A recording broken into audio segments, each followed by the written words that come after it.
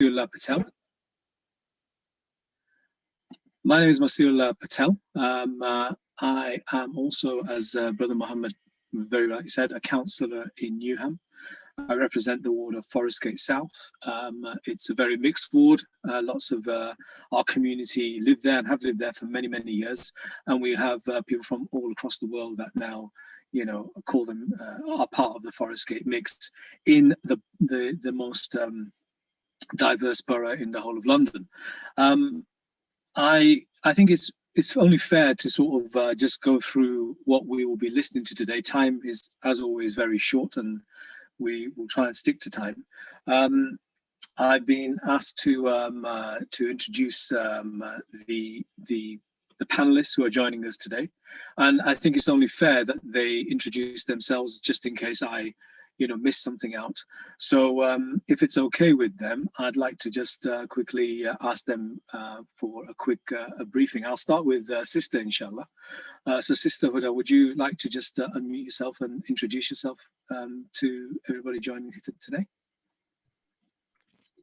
Hi everyone, thank you for joining. Actually, there's quite a lot of people, which is great to see, considering the time of this event. So my name is Huda Osman, and I'm a senior caseworker at the Islamophobia Response Unit. I'll just keep it to that because we're going to be doing in-depth intros on who the ILU is and our role in Islamophobia later on. Jazakallah, Sister Huda. Can I now move on to Brother Rayan Freshchi, if I've got that right? Apologies if I haven't got the pronunciation correct. It's Freshchi, but it's fine. It's fine. Thank you so much. Assalamu alaikum, everyone. So I'm a researcher for the organization CAGE. I'm based in France, and I used to work for the CCIF, which was the main Muslim human rights organization in France, which was dissolved last year by the government. That tried to explain the context of global Islamophobia, inshallah. Jazakallah, Brother Rayan. Next, we have Brother Ustadh Abu Haneefah, who is joining us, and will be doing his talk on Islamophobia in a historical context. Ustadh, would you like to just quickly introduce yourself? Councillor, I think Ustadh is running a little bit late. Not a problem, not a problem. In that case, I think we'll move on to our first item on the agenda, and that's a presentation by Brother Mohammed Uddin of the New Muslim Forum. I think at this point it's very important to just highlight the important role that New Muslim Forum, along with other Muslim organizations, play in Newham. We have a very diverse Muslim community as well. So it's made up of various nationalities from the Indian subcontinent, Bangladesh, Pakistan, India, but also we have lots of Arabs and Africans as well in the community. And whilst previously it was very, you know, heavily South Asian based, I think the next generation is very, very mixed. And, you know, organizations like the New Muslim Forum are working very hard to unite the Muslim community on one platform. And with that segue, I'd like to ask Brother Mohammed to give his presentation. Jazakallah khair. So just a quick presentation from me, and I'm just going to try and get this out of the way over here.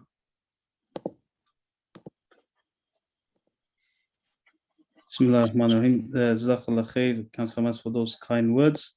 So just to give everybody a brief background about the New Muslim Forum, just 1 or 2 minutes.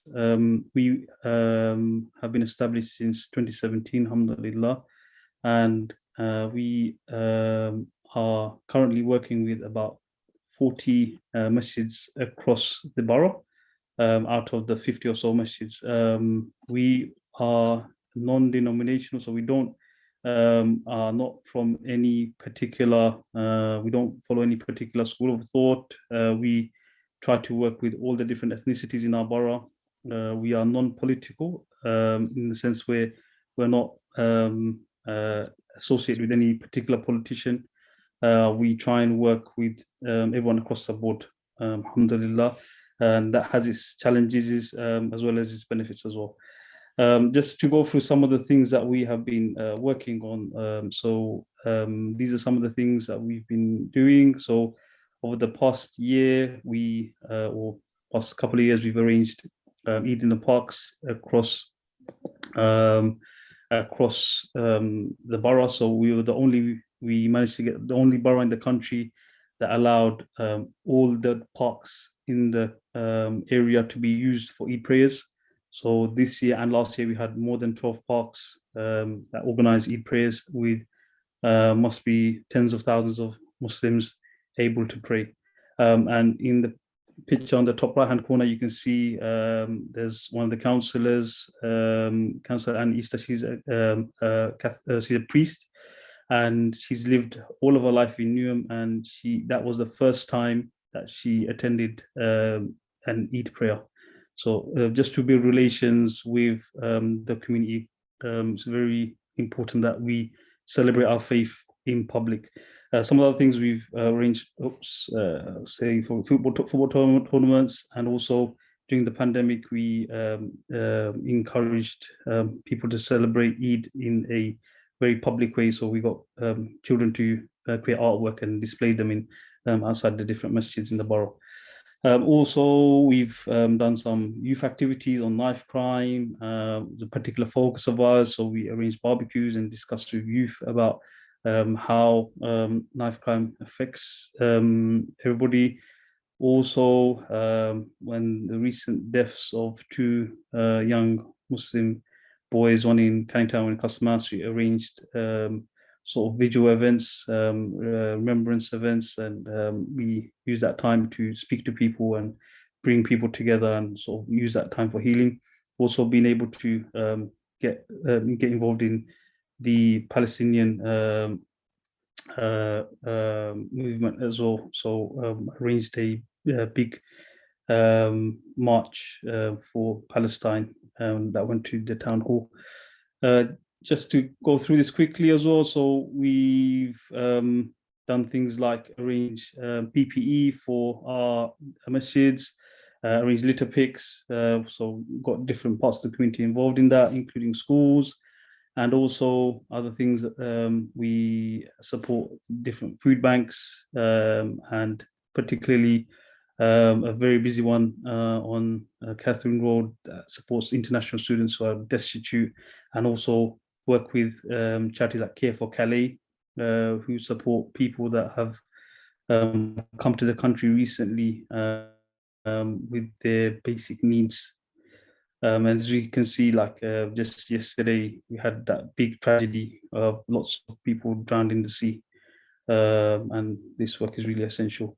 So that's just a quick introduction to New Muslim Forum from me. So we have a website. You can see information about us on there, or you can contact us by email. Yeah,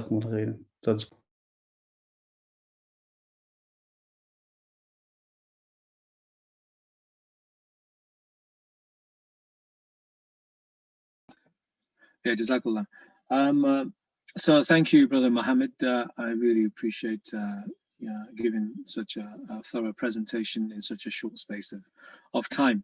And I think it's very important for us all to try and help those organizations that work towards community unity, especially faith-based unity, but also that have a wider outreach that also looks at reaching out to people who aren't Muslim, because we live in a society where it's very, very diverse, and I think you should be applauded for your work. One of the things that the organisers have asked me to do is give some of my reflections as a councillor in Newham, and the work that I've done over the last since I got involved in community work. I came to the borough in 1997, and I actually was born and brought up in Lancashire, and I came to study in London. It was a very, very different place to Lancashire. There's it was more vibrant, more exciting, and lots of things were happening. So I stayed behind and made Newham my home.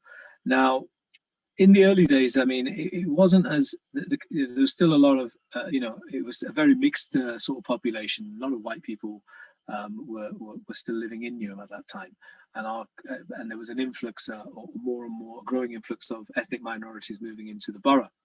And at that time, I didn't really notice, but it was quite, it became quite apparent to me that a lot of our needs weren't being met.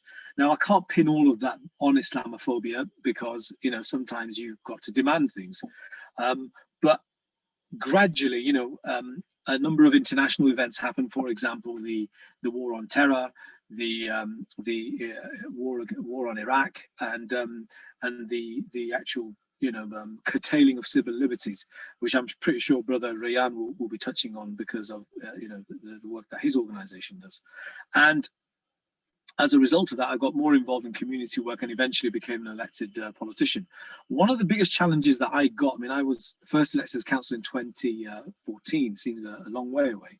But one of the first challenges that came to the fore was the banning of the hijab at St. Stephen's Primary School. So this is a local primary school in Newham, and it hit national headlines. It was a very, very high achieving school. So the pupils were scoring excellent grades and the teacher was doing very good work. The head teacher was given a number of awards. However, through a number of people sitting on their board, they decided that they would ban the hijab, ban Muslim children from wearing the hijab.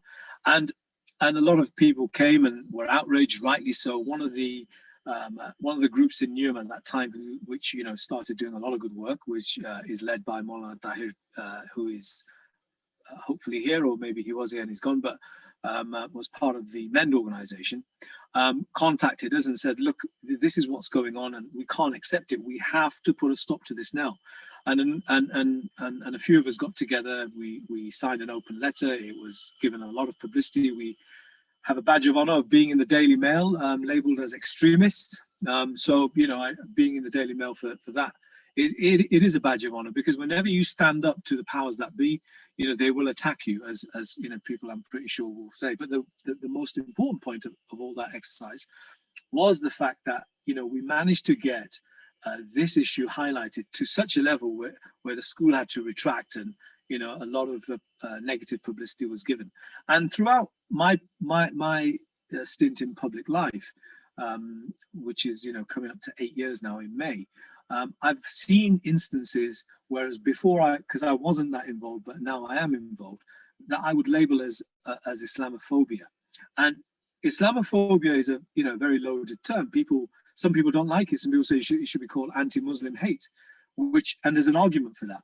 But I think Islamophobia is probably more apt, and the reason is that there is a fear of Islam, as though we are going to, we are after domination, we're after taking over this, the society. Now, some of that is because of negative propaganda, fringe groups doing things which give that perception. But a 3 million strong Muslim community will always have fringe elements. For God's sake, it's inevitable. But I think the fact that Islamophobia became such a big thing arose out of what Baroness Warsi rightly described as the dinner table test, if you all remember that. She said, Islamophobia has passed the dinner table test, i.e. at dinner tables across the country amongst liberal circles, Islam and Muslims are being demonized, are being spoken down on. And I actually have felt that, as in my role as a councillor, despite being in a very safe place. Newham is generally, you do not get abused for being a Muslim on the streets.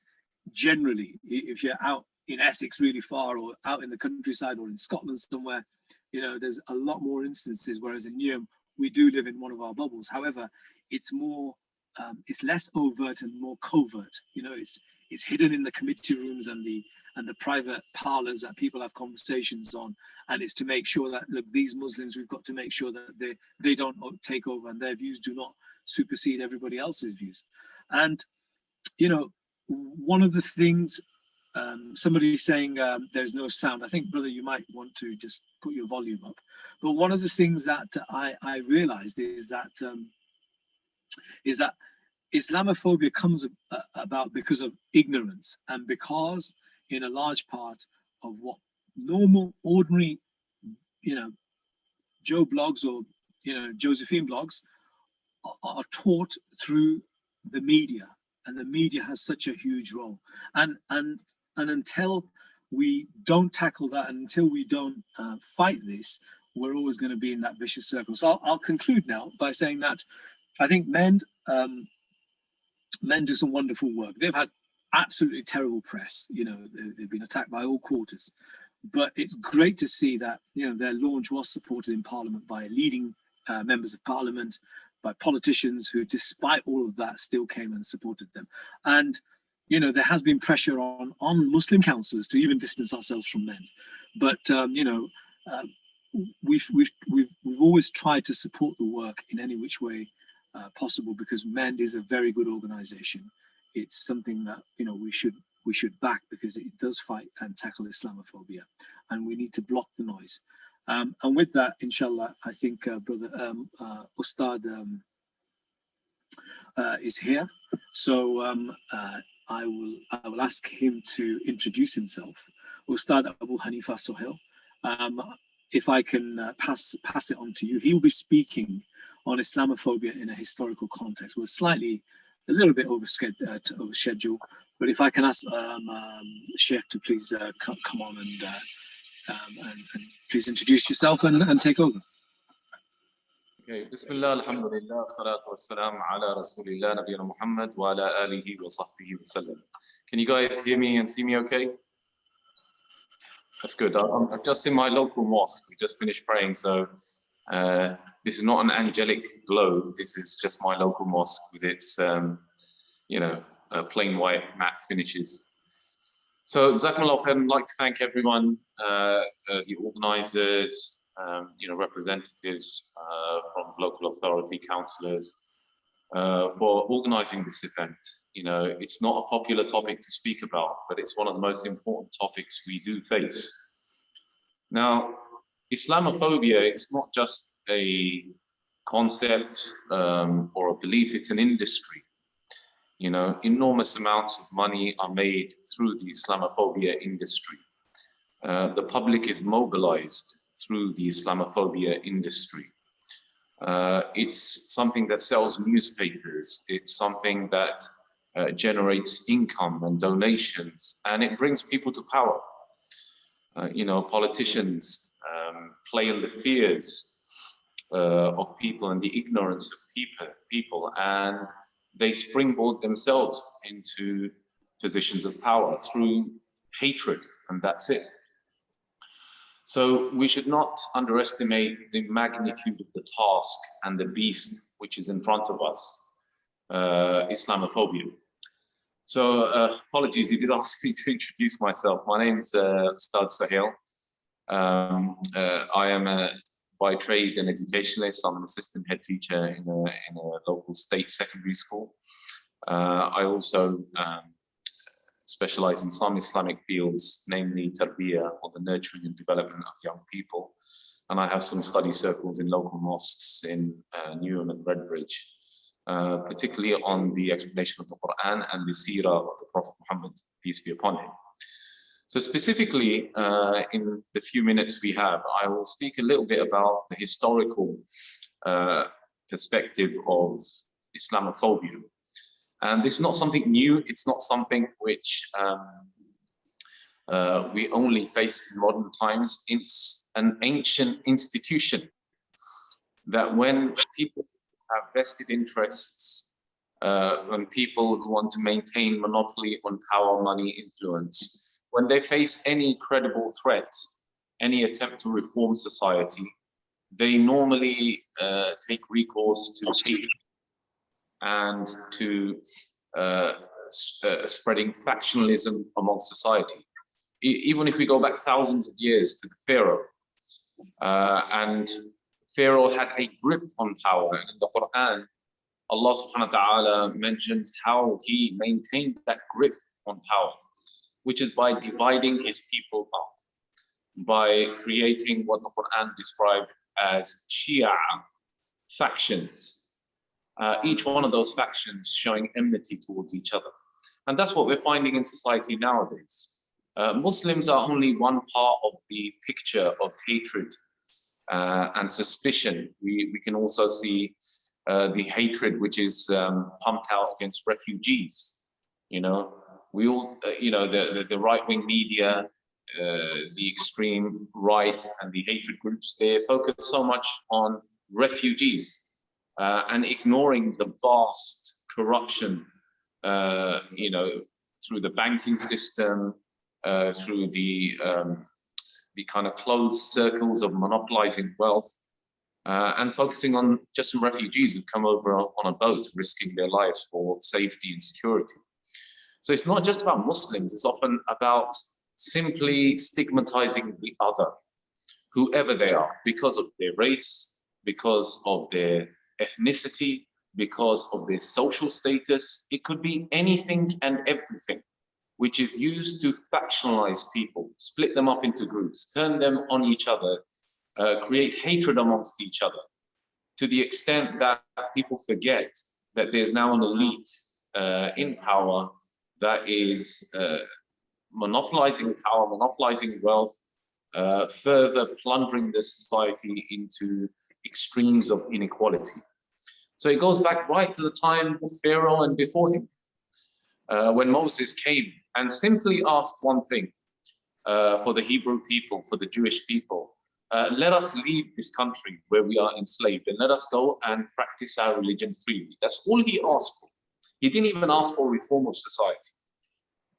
Pharaoh and his magicians are described as saying, قالوا إن هذان لساحران يريدان أن يخرجاكم من أرضكم بسحرهما ويذهبا بطريقتكم المثلى. These two are magicians, and they are trying to drive you out of your country. There was no agenda to drive the Coptic Egyptians out of Egypt. There was simply a request to leave peacefully. This kind of propaganda, this kind of stigmatizing and caricaturing is something which is a feature of Islamophobia. In the time of the Prophet Muhammad ﷺ, the Prophet Muhammad, he simply came with a message: worship one God, be good to your neighbor, do not oppress the orphan, do not bury your daughters. And when you see the stigmatization which they projected towards the Prophet ﷺ, the Quran describes them as calling him sahir, a magician, even though any kind of magic or sorcery in Islam is a major sin and prohibited. They called him a kahin, a soothsayer, a person who tells kind of false tales. They called him a majnoon, a person who is insane. They called him a fortune teller. These kind of caricatures, this kind of stigmatization, you see the exact reflection today. Muslims are extremists. Muslims are terrorists. They oppress their women. We find as society changes, the stigmatization changes to suit that society. So you'd be surprised to know in Muslim Spain, when there was the mass genocide of Muslims and they're driving out of Spain and their forced conversion to Christianity for Muslims and Jews. One of the kind of propaganda techniques used was that Muslims are highly sensual people.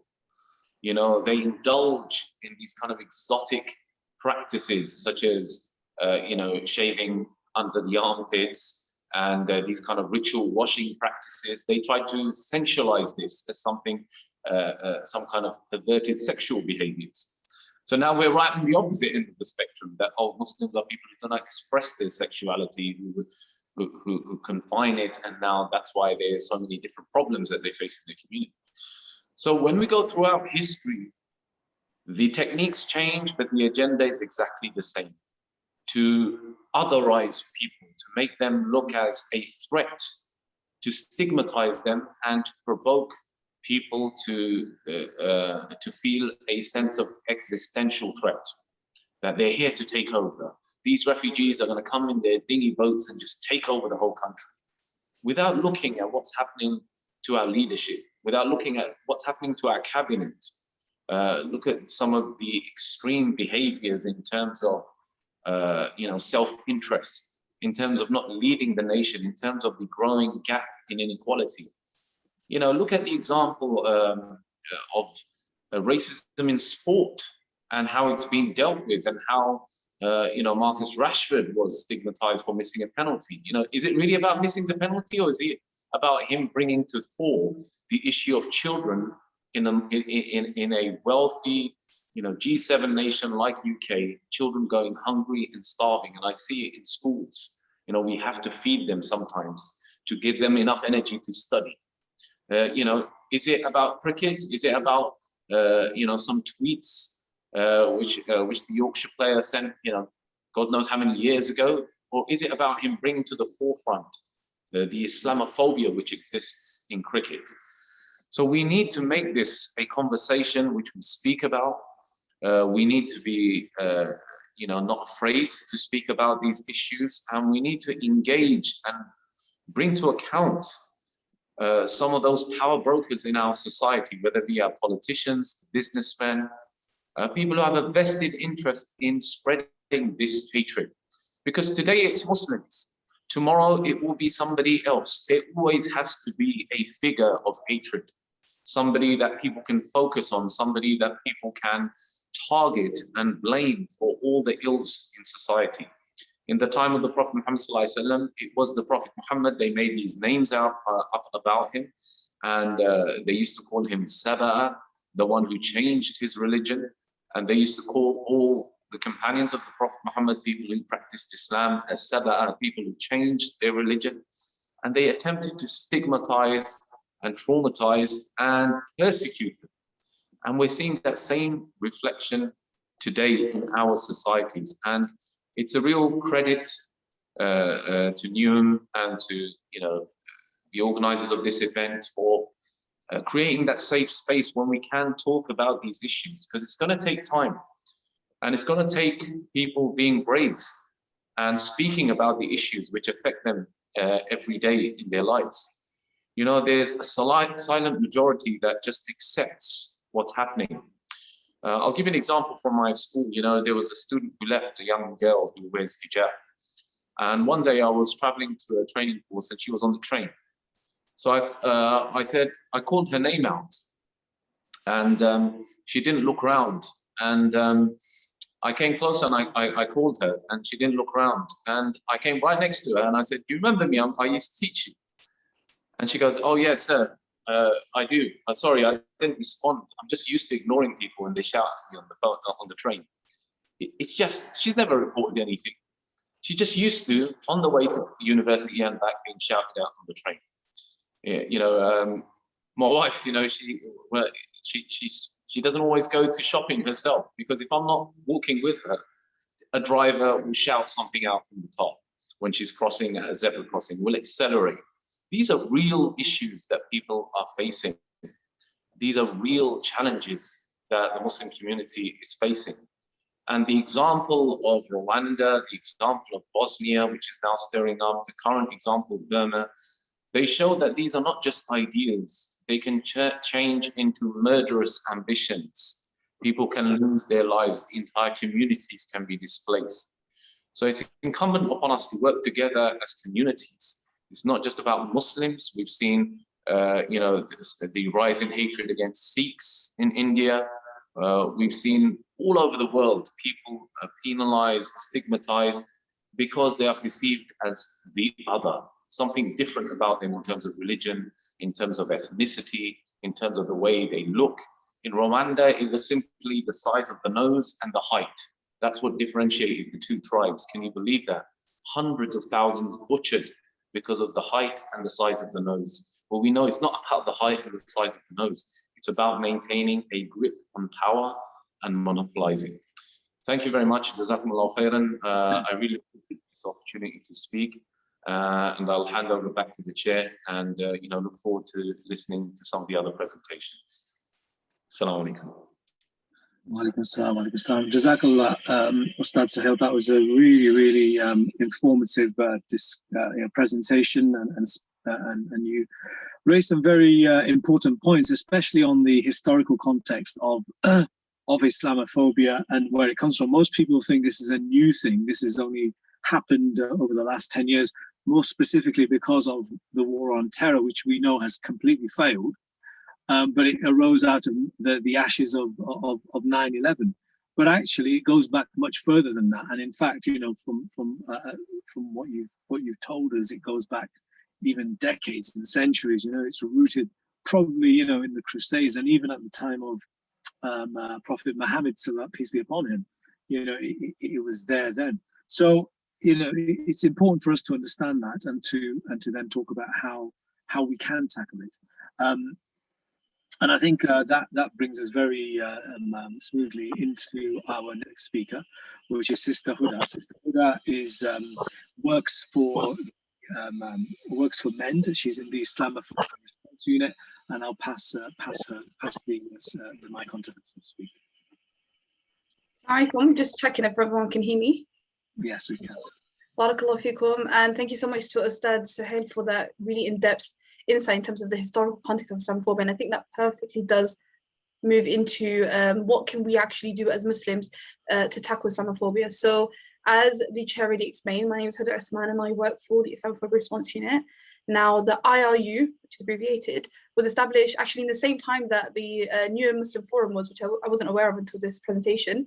We were established in 2017, and that was in response to the rise of anti-Muslim hate crime. Now, when the IOU came about, of course, it was as a result of the several reports that MEND was receiving about Muslims being subjected to hate crime, and they just did not know what to do and where to turn to. So due to the influx of cases, the IOU was born, and alhamdulillah, now we've been open for, God knows how many years now, 4 years, and we've received about 800 reports. We've actually received 1,000 reports, but of course we have to review every report that comes through to us to really determine whether Islamophobia was present in those incidences. Now we've determined that 800 of those 1,000 reports, there was cases of Islamophobia. And when we do look into it, currently hate crime is at a rise, and hate crime amounts to 61% of our reports. And 30-something% is discrimination reports. So discrimination reports are reports like, you know, education reports, the lack of prayer facilities, the banning of halal meat in schools, the banning of the hijab in schools, when it comes to employment. So, you know, even employers Muslims being subjected to being fired, not being allowed to pray at work, being told they can't actually wear the hijab, and also noticing that, you know, for example, I had a case that I dealt with about a year ago now, where a sister chose to wear the hijab, and as soon as she did, she noticed that there was a stark difference in her treatment by her manager, and she actually found out later on when we went through the trial process that her manager was calling her a Baghdad bomber, but this was the reference he used to describe her behind her back to her colleagues. So these are the nature of the cases that are that we classify as discrimination. And hate crime is to do with reports that revolve around criminal law. So that's the verbal abuse, the physical attacks, the neighbor disputes, which inshallah I'll go into a bit more. So everything to do with, you know, the police. Now, what does the IRU actually do? There's actually 4 main elements to the IRU. The first is that we provide legal guidance to victims of Islamophobia. The second is that we also provide emotional support. So oftentimes victims do report to us that they don't feel they feel that their mental well-being and their emotional well-being has been hindered as a result of the incidences, so we can provide the basic emotional support. We also do collate data, and the purpose of this is, which I'll touch upon a bit later, is of course when we are able to collect data, we're able to assess, create analysis as well, is to see if there are any stark increases in Islamophobia as a result of, you know, any current affairs. So oftentimes what we do see, unfortunately, is when there has been so-called terror attacks, then there's also, of course, a backlog. Apologies, is someone speaking? Okay. No, please carry on. So when we do say so-called terrorist attacks, we still see, of course, a rise in hate crime against Muslims, unfortunately. So we do try to collect data and see analysis to see what are the patterns in Islamophobia.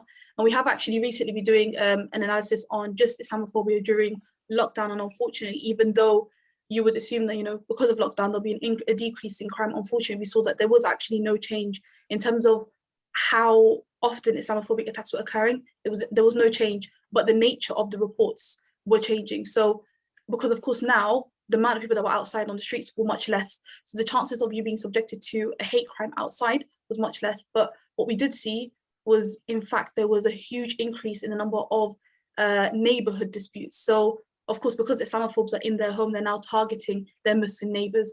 So unfortunately, we did see a stark increase in the neighborhood reports. neighbour disputes reports, as well as hate crime online, because of course a lot of people, they can't express it outside, so they're now expressing their Islamophobic views, unfortunately, online. So we started to notice that, you know, unfortunately, even though lockdown meant that everyone was inside, there was no actual change in the increase of Islamophobia. Now, last but not least, the fourth aspect of the IRU is to actually conduct referrals. Now, we have partner organisations that the IRU work aside, so that if, for example, someone were to report a case to us and we determine that it's not within our remit, we'll have partner organisations that we refer this out to. So those are the four main elements of the IRU. Now, just in terms of the team, myself, I'm the current senior caseworker, and my special focus is hate crime, hence why I'm here today to give you some advice about how to deal with hate crime. There's also a head of legal, Faiza Makith, who her focus is on discrimination because her background is in employment law. And there's also our junior caseworker, Saeed, and our administrative assistant, who is Tahmina. As well as the main team, we actually do have a huge pool of volunteers. Now, our volunteers are completely trained by us and they actually work on our cases alongside us. And they're broken into two categories. So the first is our caseworkers. And these are oftentimes students who are from the law field, or they are currently progressing through their law studies. And the second is actually our legal supervisors. And these are barristers and lawyers who work within their respective field. But given that they understand the nature of Islamophobia and how unfortunate it is right now, with the increase in Islamophobic rates, they've now dedicated their free time in supporting the IRU completely pro bono. So it's not that we've ever asked for fees from victims, and we've just maintained that it's a completely free service. Now, looking at statistics, I was actually really grateful that Newham had actually gone ahead and created this event, because when I was doing some research in terms of Newham and reports of Islamophobia, unfortunately, looking at it between, I believe it was November 2020, let me just double check, yeah, November 2020 to October 2021, Newham was currently third place, joint with Camden, in terms of Islamophobic reports. So the first is Westminster, and I believe the second was Tower Hamlets, and the third was Newham with 47 reports. Now that sounds like a small figure, but when you're comparing it to other boroughs in London, it is relatively quite high. And one thing that I always do make clear whenever I state statistics is that, of course, there's always a hidden picture of crime. Unfortunately, we know, as a matter of fact, that not every incident that happens is reported. And that's one thing that, of course, urge everyone to, of course, if you ever come across any victims of Islamophobia, is to urge them to make sure that they do report the incident. Because unless it's reported, we can't do anything about it. And then that reflects badly, because when we're screaming, even if we're screaming from the high tops that Islamophobia is quite bad, unless we've got the figures to support us, when it is that men goes into parliament, we won't have the statistics to back us. So it's always really important that people report incidents of Islamophobia. Now, I guess the main bulk of my talk, inshallah, will be to discuss advice for victims. So firstly, I'll go through advice for victims of Islamophobic hate crime, and then I'll touch upon advice for victims of Islamophobic discrimination. So with regards to Islamophobic hate crime, the first thing that is 5 main points. The first is evidence. Now, the unfortunate truth is that often so many of my cases have been closed due to the lack of evidence by the police. Now, what this means is that, of course, there is a certain threshold that needs to be met when a case is being reported. And there is ways that a victim, of course, it's not their main responsibility, but there are things that victims can take to ensure that there is evidence that's been collated. The first, of course, is if you have been a victim of Islamophobia, is to look around. Is there any pieces of evidence that is around in the area? Is there any CCTV cameras that you can spot in the area? If there is to actually notify the police officer when you do make contact that I saw a camera in so-and-so location, which means that the police don't have to go and look. They can just quickly contact whoever owns that CCTV camera and ensures that that footage is not overwritten, because there is a limitation period on all CCTV cameras, and unless the police are notified early enough, then it can cause a slight delay. The second is evidence that could actually be on your body. So it is unfortunate, but we do know that, you know, sometimes, for example, I've had a victim who was walking just shopping, like the Ustadh mentioned, that sometimes, you know, Muslims, especially Muslim women, because of their clothing, they are often the victims of Islamophobia. And we've seen it even with our statistics, the majority of our victims are Muslim women. She was just walking just down, it was actually in Tooting, just down Tooting Market, and she had a male spit on her as he mumbled some sort of slur. She didn't capture the mumble, but what she did notice is she noticed the spit mark on her shoulder. So what she, of course, as a victim, in the moment you'd want to get rid of that, but the best thing that you can do is actually not to. If you can remove that piece of clothing, it's best that you do. And then to keep it sealed, but to also make note of where exactly that the residue fell on, so that if when you do report it to the police, you can directly point them to that to the area, and they can then use that as evidence if the case goes to court. So that's one piece of advice I've got, and that's not only when it comes to spit on your body. So for example, you know, we've had cases where masajids, so mosques, have received threatening letters, or we've always asked them, okay, if you've noticed that there's a letter that's come about and it's not known to you from address of where it's been sent to, it's not to actually damage it, not to open it, don't do anything, just report it to the police and keep hold of it, and don't throw it away. The instinct may be to throw it away, but it's best not to, because unfortunately what we have noticed is that when one mosque has reported one thing, oftentimes the same piece of evidence has been sent to several mosques, and we then try to collate it and ensure that it's reported through one crime reference. So it's any evidence that you do have is never to dispose of it until it's given to the police.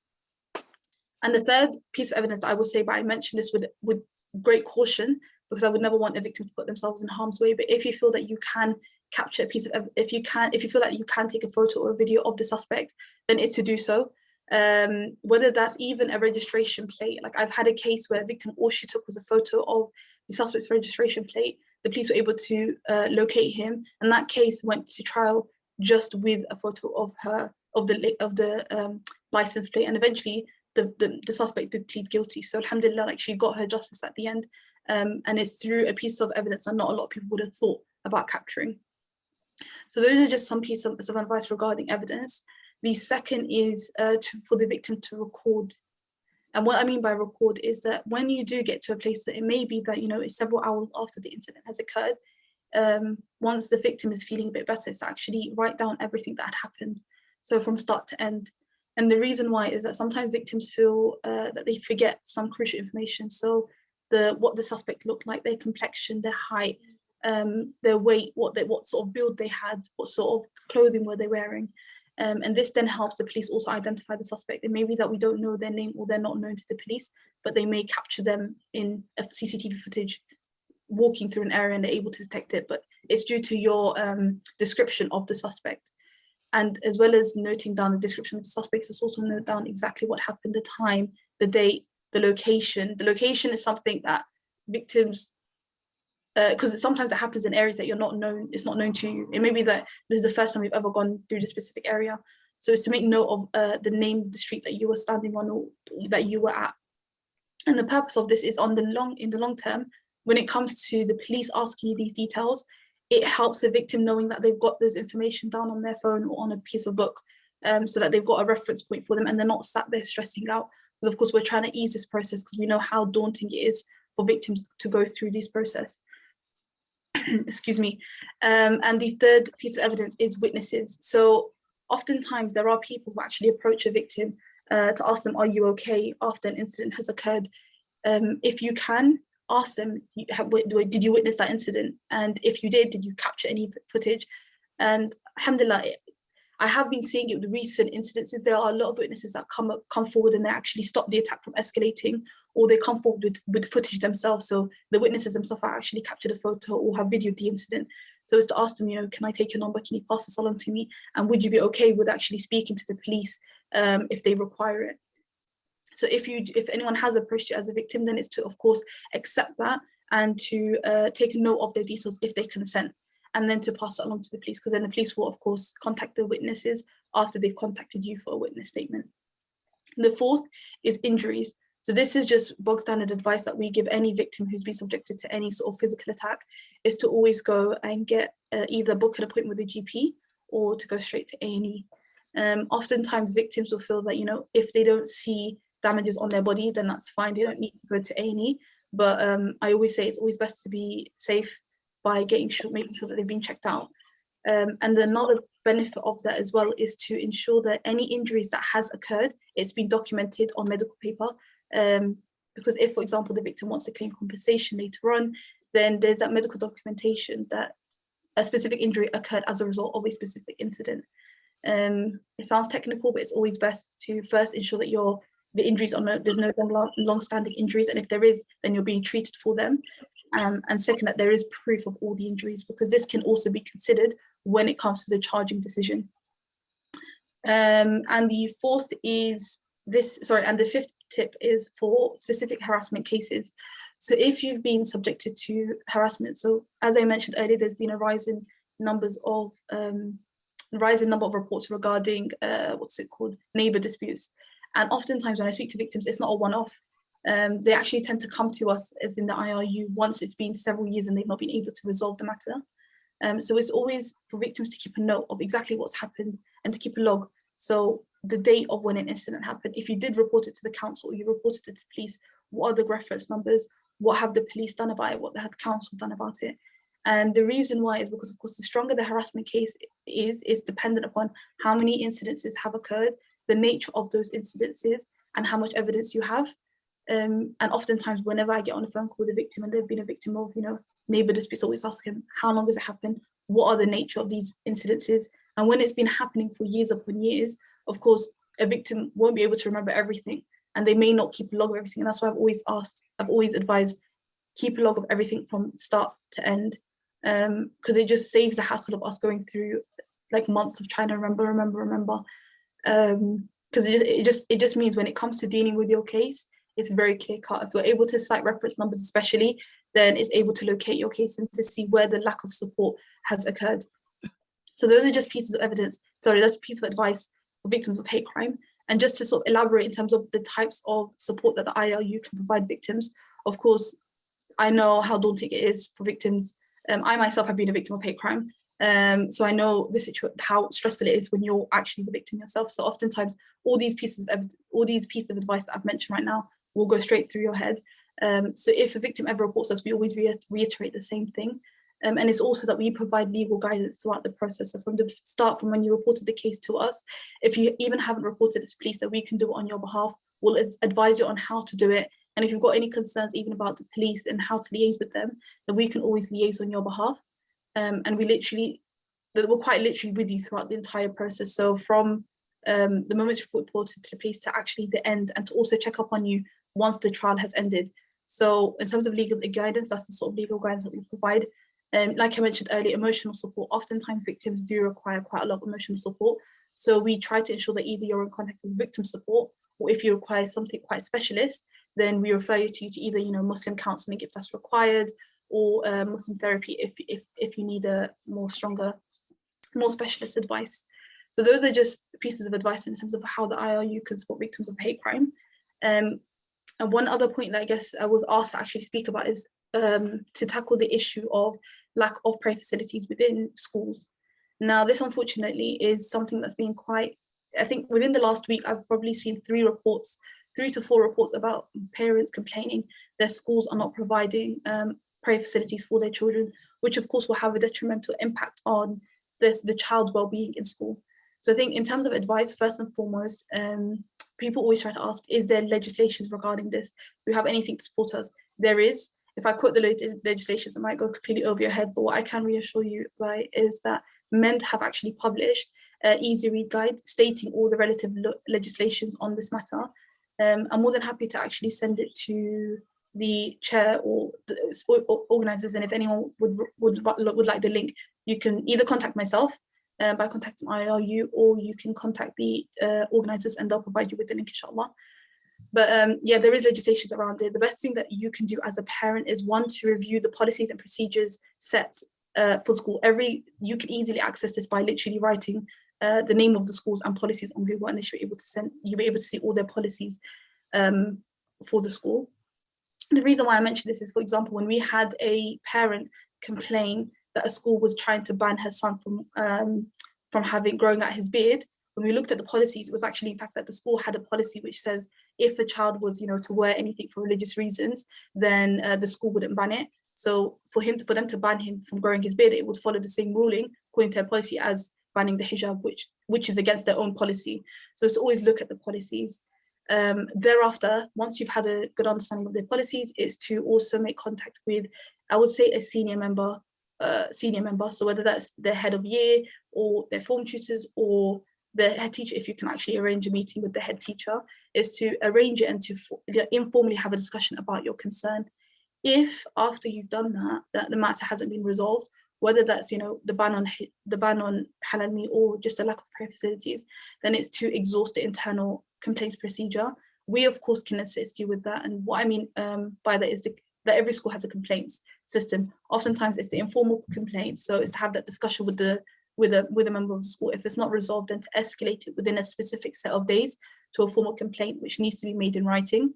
It doesn't have to be quite long worded. It can honestly just state the bare facts of the case, and we can help with drafting that. We've got our caseworkers on standby to assist you with drafting these letters and escalating it through there, because once it's been heard at formal complaint, if it's not resolved at that point, then there's a board. It's usually like school governing boards that they have to hear out the complaint.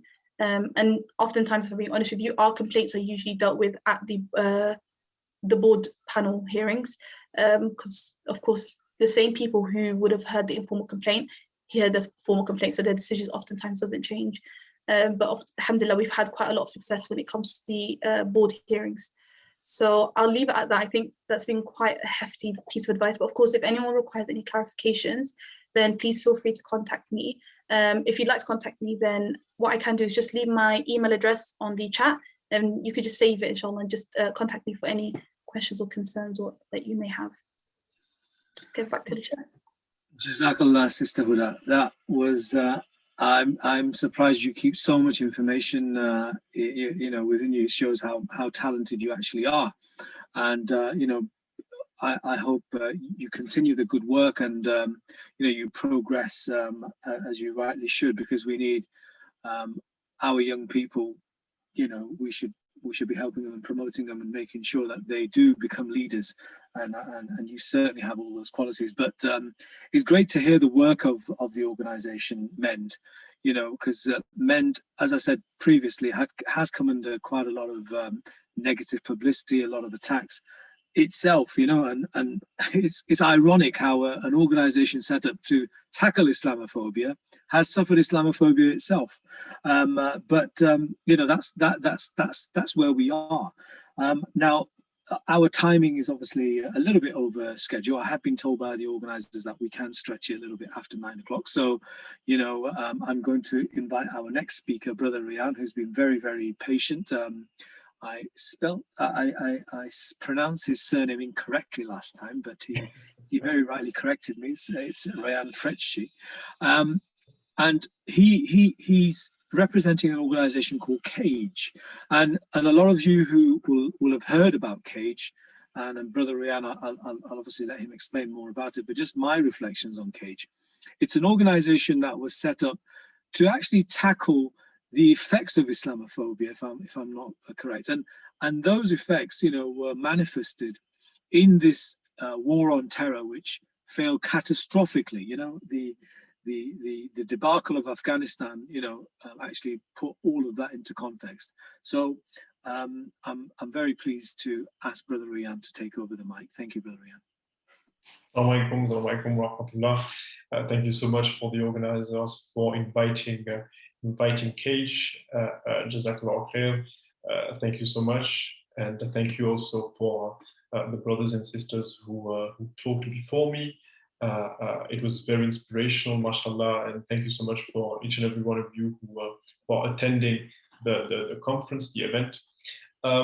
So yeah, exactly. CAGE is an organization that tries to empower communities that were impacted by the war on terror, and we actually oppose and highlight the policies, the laws that were developed as part of such a war on terror. So just to give some context, the war on terror was launched 20 years ago, 2001, by the former President of the United States, George W. Bush, who described the war on terror as being a crusade.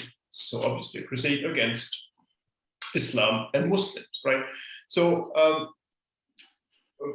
what's interesting to highlight here is that the war on terror at first manifested itself through wars abroad, right? Wars in the Muslim lands, more specifically the war in Afghanistan, which you mentioned, the war in Iraq as well. And we need to highlight the terrible consequences of such failed wars. It led to the deaths of more than 800,000 people. It also led to the displacement of 37 million people. So the consequences were absolutely terrible. It also led to the creation of institutions like Guantanamo, where hundreds of brothers and sisters, including minors, were detained as prisoners with no charge of trial. So at first, the war on terror manifested itself through Guantanamo, through the wars, but we witnessed that it then started to manifest itself through domestic policies, domestic laws in the West. As we know, Muslims do not exclusively live in Iraq and Afghanistan. We also live in the West as well. And these domestic policies, just like the wars, were based upon a very specific rhetoric and a very specific language. The rhetoric demonized Islam and Muslims, even though the language wasn't really clear. The language was a diversion attempt. At first, it was about fighting terrorism, and then it was about fighting violent extremism, and then it became non-violent extremism. But in the end, what we have witnessed is that the policies, the laws, the wars were exclusively targeting Islam and Muslims in the end.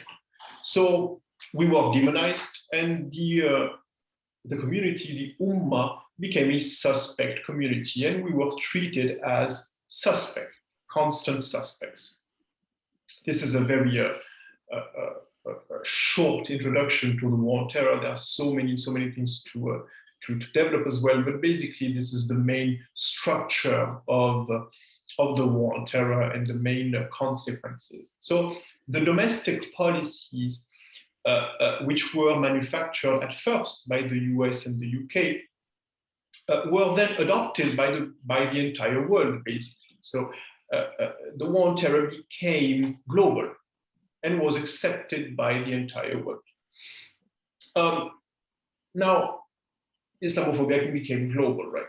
But what we need to realize is that if these policies were at first eroding our civil freedoms and then started to erode the civil freedoms of the entire communities living in those nations, we are now witnessing a shift in this domestic policy. We are witnessing some nations who are adopting a more brutal approach towards their Muslim minorities. Obviously, I don't have to recall here the case of our brothers and sisters in East Turkestan. We're seeing brothers and sisters in millions of brothers and sisters placed in detention camps. We are basically witnessing a proper persecution, right? A proper persecution. We're seeing a nation, China, trying to completely destroy the bodies, the lives of an entire minority. So such an approach such a domestic approach is quite new, is way more brutal, and is not really limited to China. We are witnessing other nations as well who are targeting their Muslim minorities in such a brutal way. Obviously, I'm not comparing the case of some Muslim minorities in the West to East Turkestan, but what I'm saying here is that the overarching spirit of some new policies in here are basically trying to target the very foundations of an independent Muslim community. For example, in France, I'm based in France, and a few years ago in 2018, the government started a policy which led to the closures of more than 600 masjids Islamic schools, and even businesses run by Muslims. And as a result of such a policy, the most important organizations, independent Muslim organization established to protect Muslim human rights, or even charities, were dissolved by the state. So right now we are basically living in a situation where the entire Muslim civil society in France is globally targeted and is not even independent anymore, and is completely silenced by the government. So obviously, I'm not, again, comparing our situation to China, but what I'm saying is that there is a new approach. There are new domestic policies whose aim now is not just to erode some civil freedoms, but is to actually seek the complete silencing of an entire civil society. So this is I do believe this to be the new challenge of the Ummah in here, of the Ummah globally. And during the first 2 decades of the war on terror, we were taken off guard. It was new, the language was new, we were discovering these new policies, and it was difficult for us to oppose it correctly. It was difficult for us to properly understand the mechanics of the war on terror. But as you know, believers don't get fooled twice. Now we have some experience. Now we know what they're actually trying to do, and we know that they're obviously trying to target and silence Islamic-inspired dissent, and inshallah we'll be able to oppose it in a productive manner in the future, inshallah. Thank you so much. Jazakallah, Brother Rayan. Thank you so much for that introduction. And the work of organizations, I mean, the most high-profile member of your organization is Brother Muazzam Beg. I've heard his, as I listen to him on YouTube regularly. He's been at the Oxford Union, and he's also written a book, and he's tried to campaign a lot against the injustices of the absolutely awful situation at Guantanamo Bay, and how all norms of justice, were completely eroded, and still there are people incarcerated there who, frankly, should never have been there in the first place. So your organization does absolutely great work, and I'd like you to stay on now because we go into our final session, which is a Q&A. And I'm pleased to say we are just 5 minutes or 5 minutes over time, so we've got a little bit longer because the organizers have been very generous in saying that we can go over 9 o'clock for a short while. And I'd like listeners to possibly type their questions in the chat, or if our host, I can see Brother Anas Khan and a few others who are hosting, maybe if somebody really wants to make the point without typing, then we could allow them to speak. But if you can type your questions, and please direct them to whichever of the 3 speakers that we had you'd like to direct the question to, or you can ask myself or make a general point. I'm happy to read them out. Whilst you do that, I just wanted to bring up a few. I jotted down some notes as the speakers were making the point. This happens to be, firstly, Islamophobia Awareness Month. So November is the month that it has been set aside in the calendar where Islamophobia is spoken about, and MEND do a lot of work in highlighting Islamophobia during this month. And I've been involved in on an annual basis in their sort of activities that they do in and around the borough.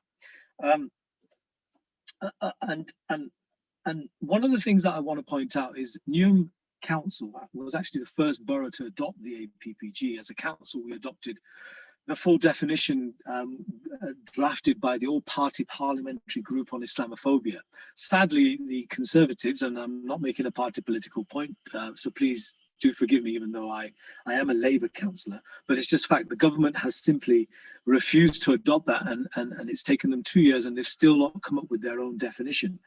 And that in politics, we do find that the major political parties have a problem with Islamophobia. That includes my party, the Labour Party. where, you know, just last year, I think it was, the Labour Muslim Network released a report where 1 in 4 Muslim members of the Labour Party had experienced Islamophobia, and that's very, very sad. I don't believe as a party it's, you know, Islamophobic as an institution, unlike the Conservative Party, which happens to, you know, appears to be completely infused with Islamophobia. But there is a problem politically which needs to be dealt with. In 2019, there was a report which said 38% of people in this country, it's actually a survey by YouGov, where 38% of people living in this, that was surveyed, believed Islam was not compatible with Western values. And it's, again, it's another, a hugely ironic fact, because Western values, if you look at it historically, Western values came as a product of Islam. You know, the Islamic civilization that came to the shore, up to the borders of France and Spain and Turkey and all those areas which became centers of civilization, led humanity from the dark ages into light, and also, you know, spread science and all the, you know, the things that we see today, progress led to the Industrial Revolution. All came, it can be argued, came as a result of Islam itself. You know, some other facts which are more galling actually is Muslims in this country are less likely to be offered places at Russell Group universities. So our young children are suffering. Muslims generally suffer the greatest economic disadvantages in this country. The proportion of Muslims working in higher professionals are half of that of the general population. The Prevent program, the much maligned Prevent program, rightly so, a program that I've campaigned against, 65% of referrals are of Muslims or Muslim children and adults as well, despite us being less, you know, around 5% of the population.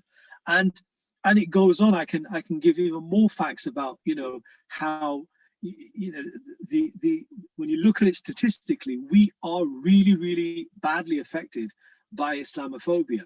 And I think one of the questions that I'd like to first ask myself, because some of you are a bit shy to ask questions, so I'll fire off the first question. And I'd like to ask Ustadh Sohail, please, if you are still here. What is your view on the damage done by others from a Muslim background to the fight against Islamophobia? And I'm talking about people like the Quilliam Foundation, who are no more, but obviously those that were in and around that organization. Ustadh, are you still there on the call?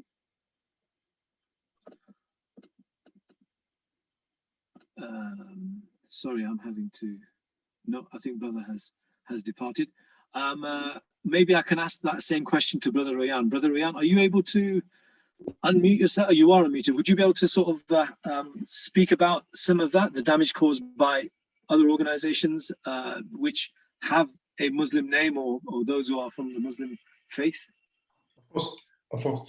Well, it's basically a strategy that has been implemented in the war on terror, again. I recall the words of Tony Blair in 2006, when he said, when implementing obviously the Prevent program and all the policies, all the Islamophobic policies in the UK, he said, and I quote by memory, that he said, I'm not the right guy to go and talk to the Muslim community. Maybe it's better for some Muslim leaders to share our approach to the Muslim community. So basically governments started to use more and more native informants in order to push their agenda, to push their rhetoric, to push their narratives, to push their policies.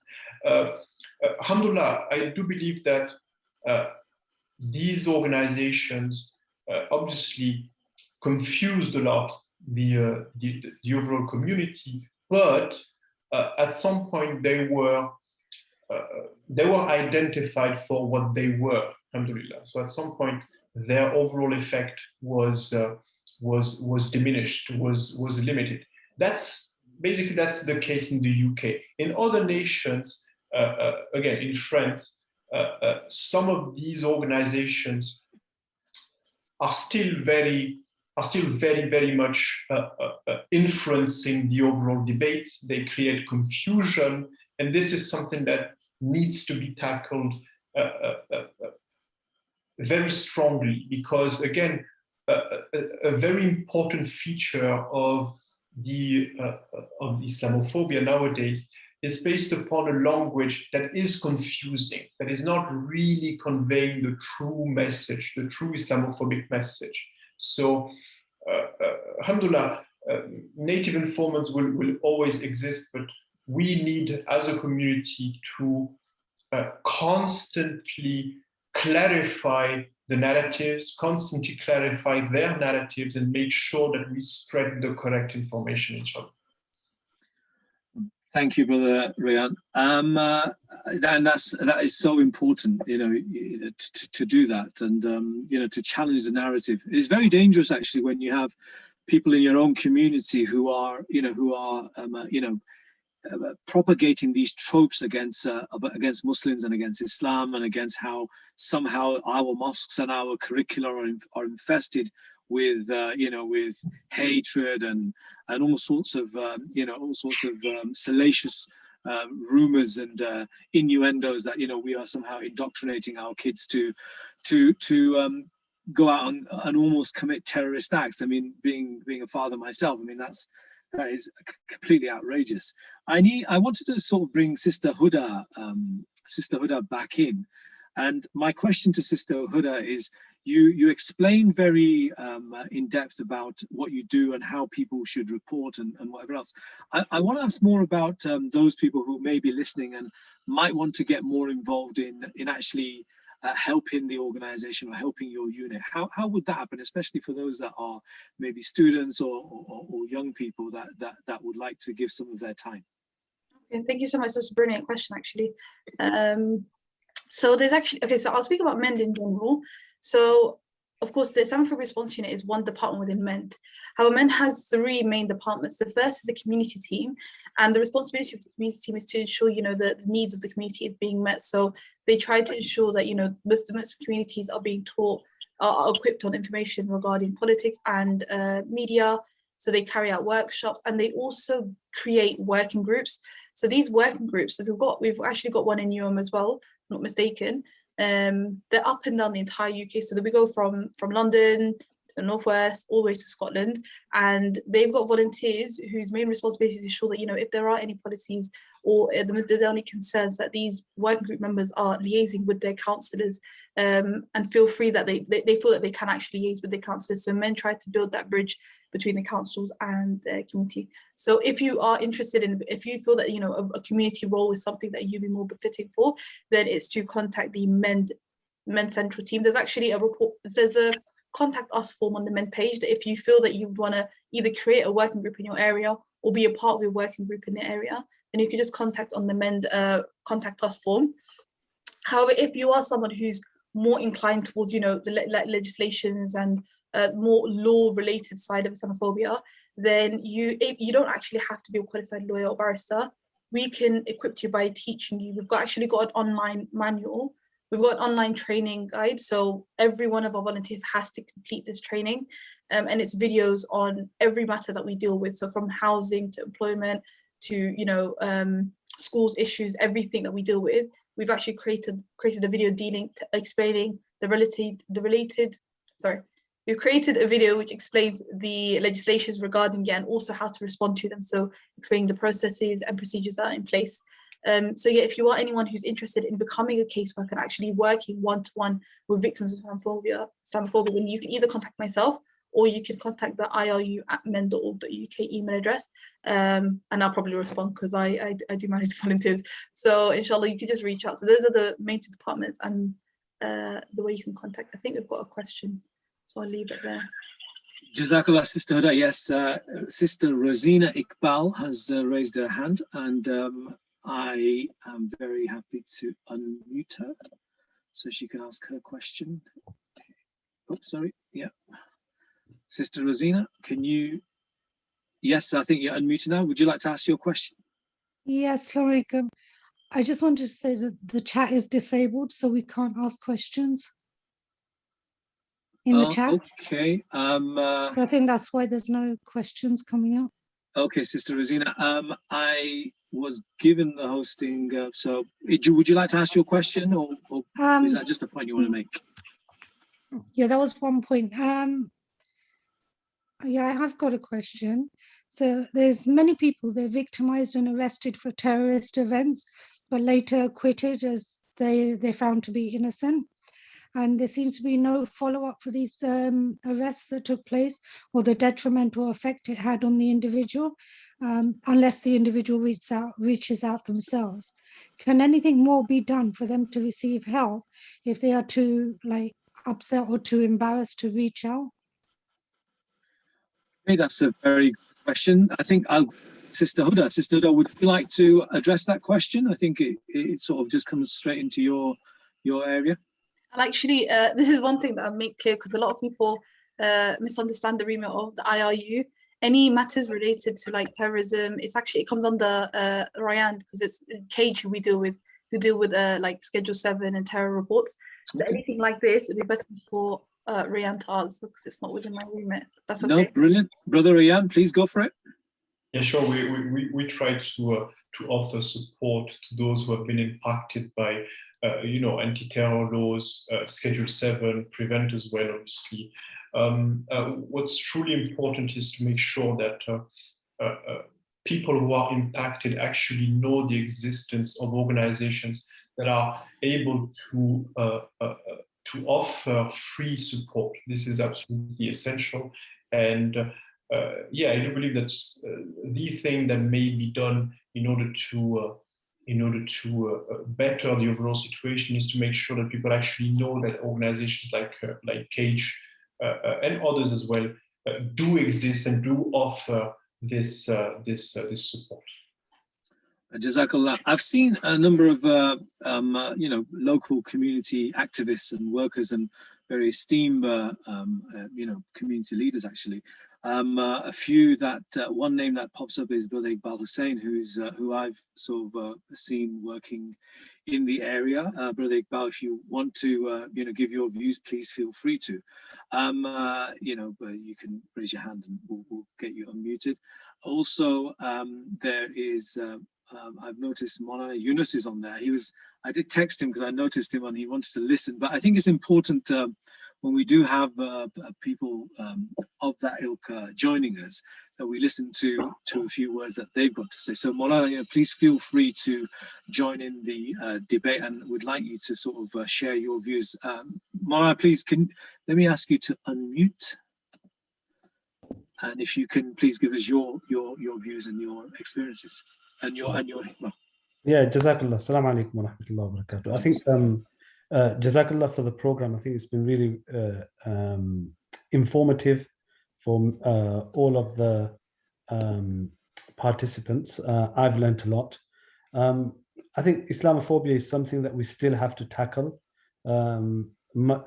This Islamophobia month is extremely good. Lots of organizations are taking up this event and organizing events during the month, but it still goes on. I'll just give you one example this week, which I received a call from a trainee paramedic, and his question was that to pass the exam, he will need to shave his beard. Oh, wow. Yeah.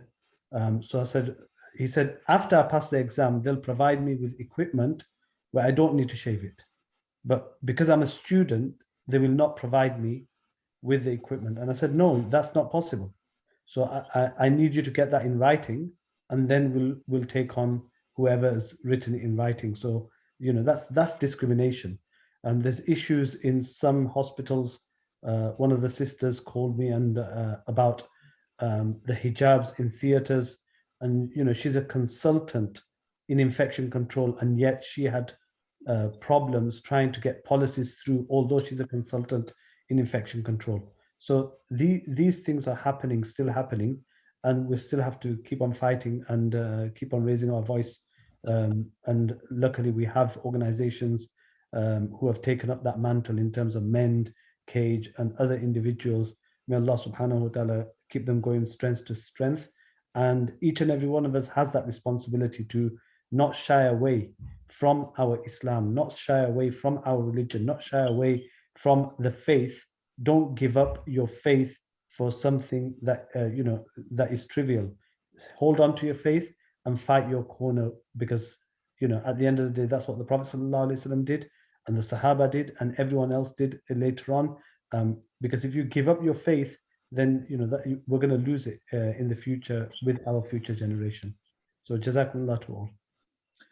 Jazakallah, Maulana, and it's always good listening to Maulana Yunus, because he's such a prominent member of our community, and he's somebody that has really got experience from working on the ground, and he in his role in the NHS and the work that he does as a chaplain, he comes across some horrific situations, and he's always there to help the community, and it's great that you've shared and joined us on this event.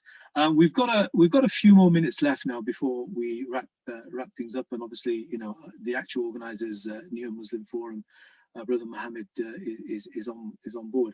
But Sister Huda, there was a question on the chat that I noticed, and I think would you be able to just address, let everybody know what the question was and answer it for us? Thank you so much for the person who's asked it. The question is, how do you report an incident where someone's made Islamophobic, so-called banter jokes by a teacher at a training, but the person doesn't actually have any evidence?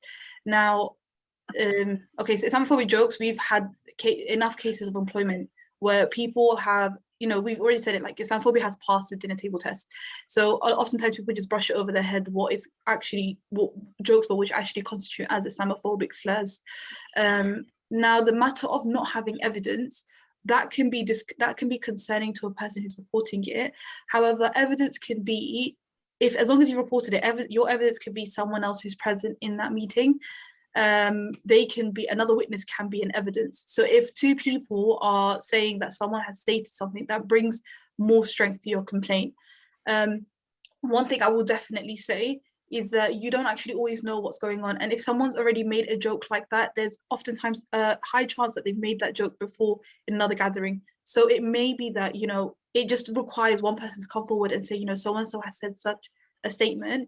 And it may be that if that manager or your senior leader has seen that, okay, this is an issue because this is the first time someone's made this complaint, then it may bring strength that there is some concerns regarding that employee. And one other thing that I would mention is that oftentimes when you're going through the complaints process, so the grievance, what comes about is evidence that you don't even know about. So like the case that I mentioned quite earlier on, the Baghdad, when a female was called a Baghdad bomber because she chose to wear the hijab, we didn't know about this up until the trial. So she had persisted that this man was being Islamophobic. She had literally no evidence, but she persisted, and alhamdulillah, at the very end, one of her senior members came forward and said, you know what, I'll testify in court that this man has actually addressed you, has said this about you. And that was one of our strongest pieces of evidence, and it eventually led to the company settling, because they knew that if this had gone to court, there's no doubt that she was going to win the case and cost them much more than if they were to settle. So yes, I would say oftentimes it just requires a bit more pushing for the victim to actually come forward. So hope that's useful. Yeah, I think I'll just ask Brother Mohammed to contact you. Would you I think you left some of your contact details again. Maybe you can do that again. And please, Brother Mohammed, please do contact Sister Huda, because I'm pretty sure she can provide more detailed advice. I did ask for Brother Iqbal Hussain earlier, and I can see he's back on, and I'm going to ask him to unmute, because he's a community worker who's very active and has done a lot of work in the community. I think, as I said, it's always good to hear from local people who are willing to put their time and effort in the community. So Brother Iqbal, I can hear your children as well. So please tell us about your experiences, and if you'd like to contribute to the discussion. Jazakallah, thank you so much for that, Mas. Thank you, great sharing there, and thank you to all the guests who's made their time this evening to come and chat to us. I actually have a question, because a lot of us are involved with the masjid and stuff like that.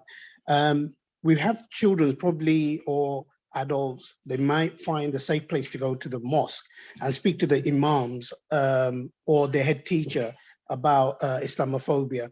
Do the masjid, or is there any channels for the masjid to tap into, mend, or speak to Sister Huda or the other cage of the brothers out there? Is there a channel, easy channels for them, for the masjid to connect with them? That was my question. Might be for open for all of them. Okay, so the Rayan and Sister Huda, and what I'll do is I think we'll wrap. We'll sort of wrap up after this question. People have been very patient. We've been on for just nearly an hour and 20 minutes. So, Sister Huda, if you can answer that question, I'll ask Brother Rayan, if he's still in the chat, if he's still on board, to also help on this. Is a very good question, and it sort of just leads us into a segue where I'll finish off with a short monologue. Sister Huda. Thank you so much for asking that question. In fact, what we are trying to develop with some masajids is actually a referral process. So it's teaching mosque leaders how to actually gather information so that when they do report it to us, it's like quite streamlined and quite quick in the way we can respond. So if you do just make contact, we can try and inshallah set up some sort of referral service with the masajid. But for the time being, if a masjid, like one masjid representative, wants to contact us on a person's behalf, as long as they've got the consent, then you could just contact us on our usual routes in the way that any victim would. So if you want our email address, it's just iru@mend.org.uk. But if you just want to keep note of my email address as well, then I'm happy to pick up on your report. And our thanks to Sister Huda for joining us. And it really was great to listen to the knowledge that you had and the great work that you're doing. So please keep it going. I'm pretty sure we'll all be contacting you and keeping up with the work of the IRU. Same for Brother Rayan. Would you like to answer Brother Iqbal's question? Of course, thank you so much for your question. Yes, of course, so via email, contact@cage.ngo. Basically, we have established a pretty wide network of imams in the UK, and sometimes when important Islamophobic events occur in the UK, but also in other parts of the world, we sometimes provide khutbahs, some elements that imams can share during the Friday sermon. So please do contact us if you have some more questions. Again, contact@cage.ng. Thank you so much. Well, thank you, Brother Rayan. And on this note, we'll finish off by just my final thoughts on this. And also, we should finish off with a dua. So if I can ask one of the Maulanas who are still with us, I think Maulana Yunus is still with us, if Maulana Tahir is there, but whoever can sort of just raise their hands, or maybe I'll just put you on the spotlight if you don't mind. But I'll just finish off with some reflections that I've had. I mean, I was initially asked to speak today, and then Brother Mohammed very, generously offered, would you be able to host it and chair it? And I thought, yes, I should do this, because it's something that is very, very important to me. And I'll tell you why this issue really comes, hits me in the heart. I grew up in Lancashire, Blackburn, and those of us who grew up at that time in the 70s and 80s will remember the awful racism that we suffered. It was highlighted recently through Azim Rafiq, who came on very bravely and spoke unbelievably in Parliament in that select committee meeting. And I listened to that, and I think a lot of people of my generation would have listened to that.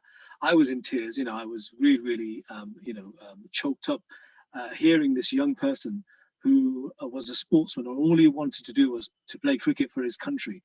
And what he got in return was racist and Islamophobic abuse, just because of the fact that he did not fit into the mainstream. He wasn't white, and he wasn't somebody who went drinking, and he had wine, thrown down his throat because they wanted him to fit in. And the institution, the cricket as an institution, Yorkshire County Cricket Club as an institution, did nothing about it, even up to 2017. And this wasn't something which was historical. It's just literally a stone's throw away. Up to 2017, this was going on, and it still went on, and nobody was doing anything about it until some brave journalists got hold of it, some politicians got hold of it, and made this into a very, very important issue. And and those of my generation who remember those times when we were treated awfully. I mean, I was quite young, but I was called the P word, the N word, the, you know, all the horrific racist terms that one can think about. In my school days, you know, I remember that, and all of that came back to me, and I remember feeling, why do people say this? Why am I different? Why did I have to, you know, why do I have to suffer from this because of who I am and the background which I didn't choose? I mean, you know, you don't choose your parents. You're born, and you are who you are, and then you make the best of it.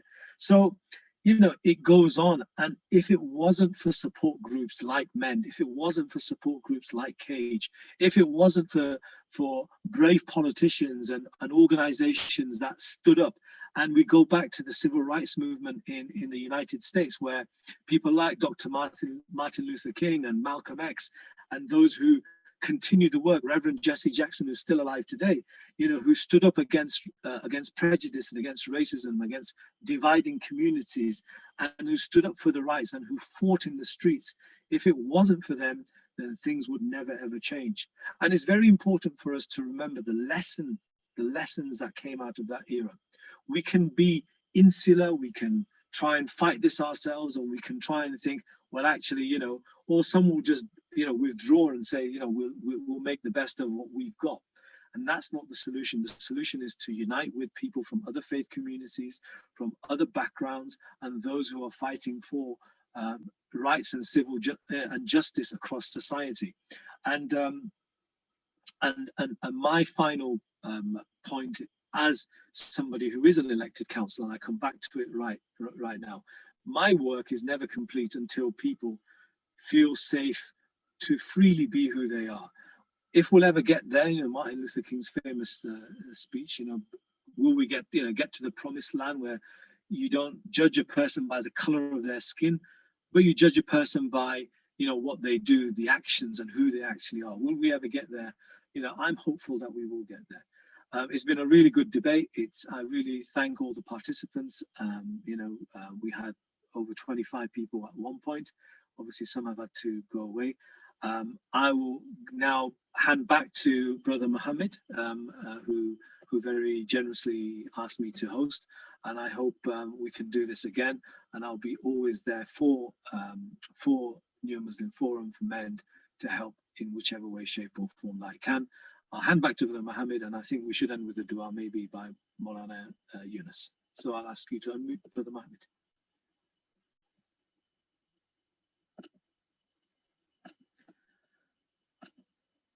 Okay, Brother Mohammed is not muting. Brother Maulana Yunus, are you able to end with a dua? Maybe I'll just carry on. Yeah, fine, inshallah. اللهم لك الحمد كما ينبغي لجلال وجهك وعظيم سلطانك. اللهم لك الشكر كما ينبغي لجلال وجهك وعظيم سلطانك. لا إله إلا أنت سبحانك إنا كنا من الظالمين. صلى الله على محمد صلى الله عليه وآله وسلم. يا ربي صل وسلم دائما أبدا على حبيبك خير الخلق كلهم. اللهم ربنا تقبل منا إنك أنت السميع العليم. اللهم أصلح لنا شأننا كله ولا تكلنا إلى أنفسنا طرفة عين ولا إلى أحد من خلقك. اللهم وفقنا لما تحب وترضى. اللهم حبب إلينا الإيمان وزينه في قلوبنا وكره إلينا الكفر والفسوق والعصيان. اللهم اجعلنا من الراشدين. اللهم اجعلنا من التوابين واجعلنا من المتطهرين واجعلنا من عبادك الصالحين. اللهم إنا نسألك رضاك والجنة الفردوس ونعوذ بك من سخطك وغضبك والنار. Ya Allah, make us sincere in all our works, Ya Allah. Ya Allah, grant us unity within our work, Ya Allah. Ya Allah, help us to help others, Ya Allah, with sincerity, with your pleasure, Ya Allah. Ya Allah, save us from any ego, Ya Allah. Save us from any showing off, Ya Allah. Ya Allah, help us to only do work for your pleasure, Ya Allah. Ya Allah, whoever is suffering around the world, Ya Allah, relieve their suffering, Ya Allah, especially those who are suffering any kind of physical torture, Ya Allah, especially just because of their religion and their kalima la ilaha illallah Muhammadur Rasulullah, and help us to help them, Ya Allah. Ya Allah, even in this country, Ya Allah, those who are suffering Islamophobia, Ya Allah, relieve their suffering, Ya Allah. Ya Allah, grant us the equality that everyone deserves, Ya Allah. ربنا تقبل منا إنك أنت السميع العليم وتب علينا يا مولانا إنك أنت التواب الرحيم وصلى الله تعالى على خير خلقه سيدنا محمد وآله وصحبه أجمعين برحمتك يا أرحم الراحمين. Okay, inshallah, brothers, I will end the recording as I've been instructed to do. Thank you for joining us, and inshallah, we will meet again soon. Please contact Sister Huda and Brother Rayan at Cage if you need their help. Thank you for all of you who came on today, and inshallah, let's pray as Maulana Yunus has done for everybody's salvation from the evils of Islamophobia. Assalamu alaikum wa rahmatullahi wa barakatuh.